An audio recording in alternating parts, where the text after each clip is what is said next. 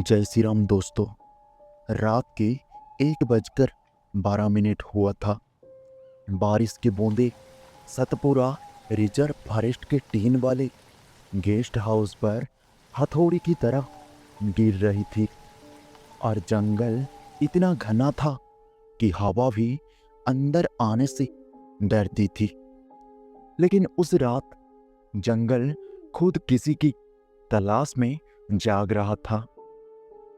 अचानक दूर अंधेरे में दो लाल चमकती आंखें दिखी और फिर किसी जानवर के चीखने की आवाज। एक ऐसी चीख जो इंसान की हड्डियां पिघला दे। स्थानीय लोग कहते थे, रात में जंगल में मत निकलना, क्योंकि शिकार करने वाली वो चीज अब इंसानों के पीछे है। और अगर आप पूछो कि वो क्या है, तो उसका जवाब किसी के पास नहीं। सिर्फ इतना पता है, वो दिखती नहीं, सिर्फ महसूस होती है। ये कहानी है 28 वर्षीय वन रक्षक आरव शुक्ला की। मुंबई में पला बढ़ा, लेकिन अपनी पोस्टिंग के चलते अकेले जंगल के स्टेशन में तैनात आरव बहादुर था। लेकिन सच्चाई ये है कि इस जंगल का नाम सुनकर अच्छों की नींद उड़ जाती थी।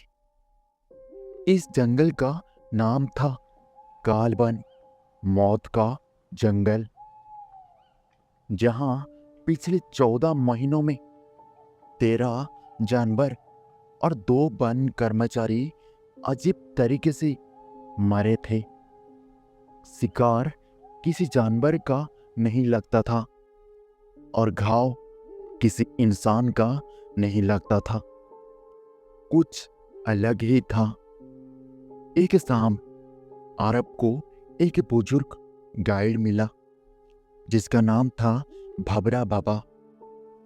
उसने आरव को कहा, बाबू, ये जंगल किसी जानवर के बस में नहीं, इस पर एक आत्मा का श्राप है।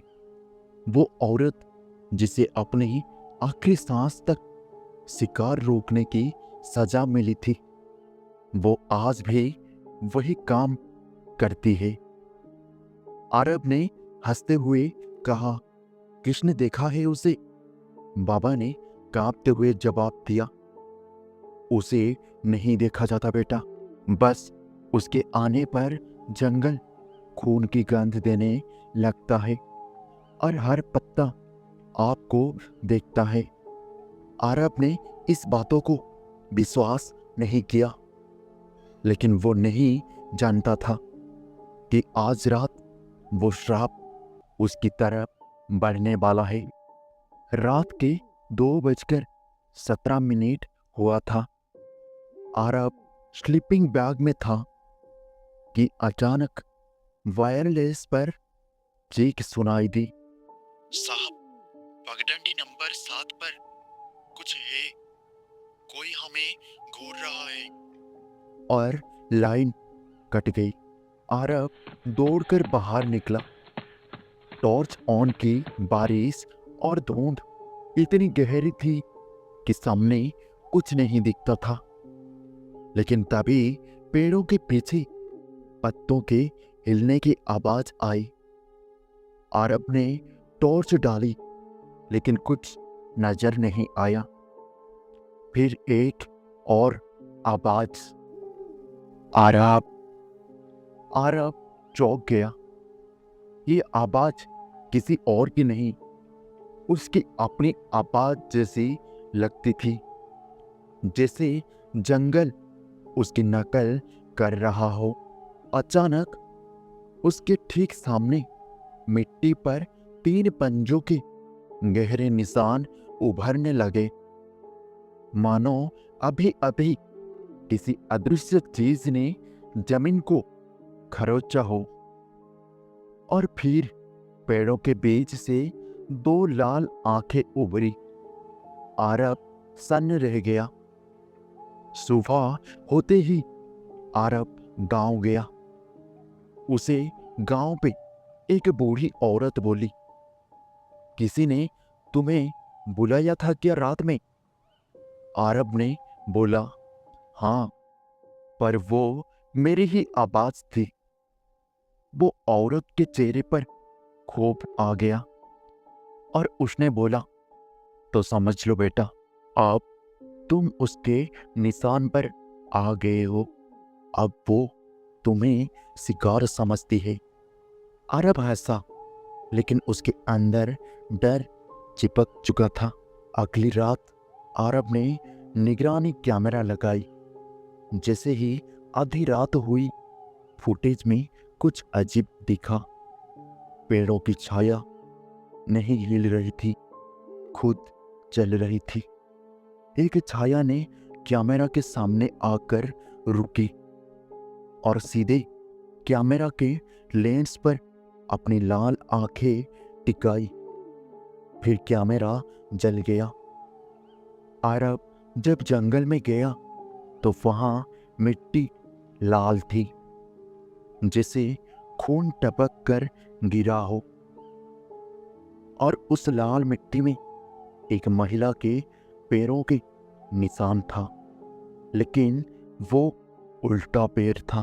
उसी जंगल के बीच एक पुराना शिकार मंच था, जहां 40 साल पहले एक महिला शिकार संरक्षक तारा को गलत तरीके से तांत्रिकों ने मार दिया था। कहते हैं वो शिकार रोकती थी, इसीलिए शिकारी उसे खत्म करना चाहते थे। लेकिन मरने से पहले उसने शपथ ली, मैं हर शिकार को रोकूंगी, चाहे जिंदगी हो या मौत के बाद भी। अब वो आत्मा हर जीवित चीज को शिकार समझकर उसे रोक देती है।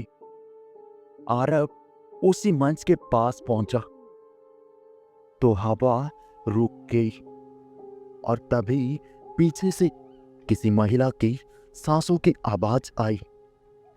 आरब, भाग क्यों रहे हो? जब वो मुड़ा तो पीछे कुछ नहीं था, और जब वो फिर दाएं और मुड़ा तो एक धुंधली महिला आकृति पेड़ से लटक रही थी। उसकी आंखें लाल, हाथ पैरों तक लंबे और चेहरा फटा हुआ।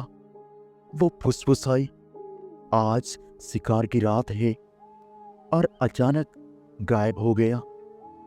आरब को उसी रात जंगल के रेकॉर्ड में एक पुराना फाइल मिली, जिस पर लिखा था, फटे हुए पन्नों में तारा की मौत का सच।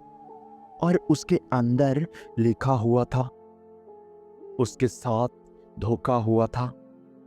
वो आत्मा नहीं बनना चाहती थी, उसे जंगल की रक्षा करनी थी, लेकिन तांत्रिकों ने उसका शरीर बांधकर उसकी आत्मा को जंगल में कैद कर दिया था।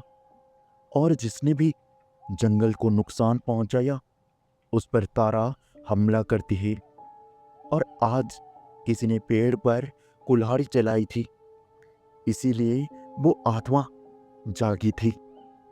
लेकिन एक लाइन ने आरब के पैरों तले जमीन खिसका दी। वो लाइन में लिखा था, जिस व्यक्ति की किस्मत में जंगल की रक्षा लिखी है, वही उसे मुक्त कर सकता है। और भाग्यवश वो नाम था आरब शुक्ला। अगली रात आरब देर रात तक अपने कैबिन में बैठा था कि अचानक टेबल पर रखी हुई फाइल अपने आप उड़ने लगी और एक कागज आकर उसके सामने गिरा। और उस पर एक फोटो थी तारा की, और उसके पास खड़ा एक आदमी जो आरब जैसा दिखता था, और नीचे लिखा था, वो वापस आ गया है। आरब को समझ आया वो तारा के पिछले जन्म के साथी जैसा दिखता था, इसीलिए आत्मा उसे पहचान रही थी। लेकिन आरब नहीं समझ पाया कि वो उसे मारने क्यों चाहती थी, क्योंकि आत्मा अब भटकी हुई थी। वो सच और भ्रम में फर्क नहीं कर पा रही थी।